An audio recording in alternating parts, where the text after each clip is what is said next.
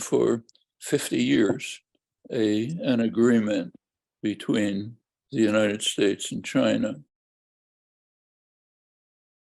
1970s, the three communiques that are referred to, the position was, it's called China policy. Both one is part of China. Both sides settled on what's called ambiguity. Both sides said that they would not use force or pressure to China, that Taiwan is part of China, but that no forceful measures will be taken to implement this. That long time in international affairs. Well, the United States has been breached.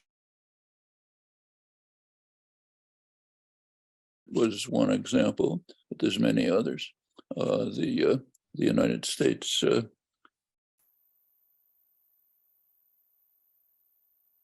the official policy is to encircle China with a ring of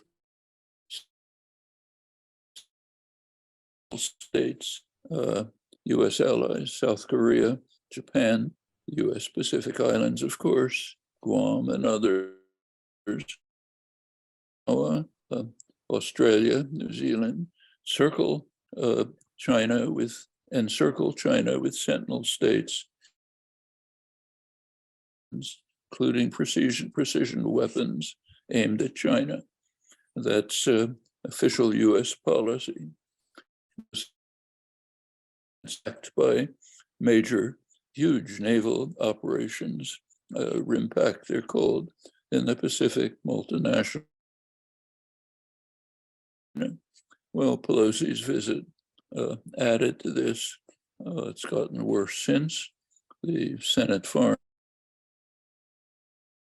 Policy, Taiwan Action Policy, it's called, you can look it up, calls for increasing weapons to Taiwan more closely with the U.S. military, huge U.S. military system in the Pacific, threatening China, interoperability of weapons and so on. In fact, those who follow these affairs, that this is virtually a duplicate of U.S. policies towards Ukraine for the last decade, moving towards integrating Ukraine's military command with military operations, training, heavy weapons, interoperability of weapons, projection of diplomacy. It's a very similar policy. It's been expanded recently. You read about mostly in the business press, but it's very significant. The United States virtually declared war on China, as it's described Times and others, the major business journals, by determining that the U.S. will use its control supply chains, complex supply chains. The U.S. has substantial control over them. It will use that to ensure that China cannot, for several decades, maybe several generations. It's been described as a virtual declaration of war. American corporations, incidentally, don't like it because they'll be harmed as well. But it's state policy to bar Chinese technological development. China so far has not reacted slightly to the Pelosi visit by carrying out military maneuvers, which signaled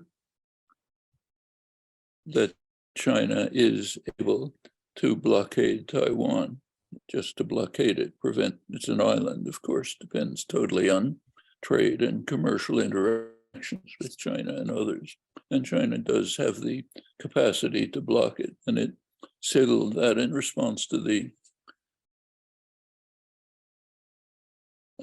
Pelosi visit. But so far it remains in a tense situation, and that's very serious. If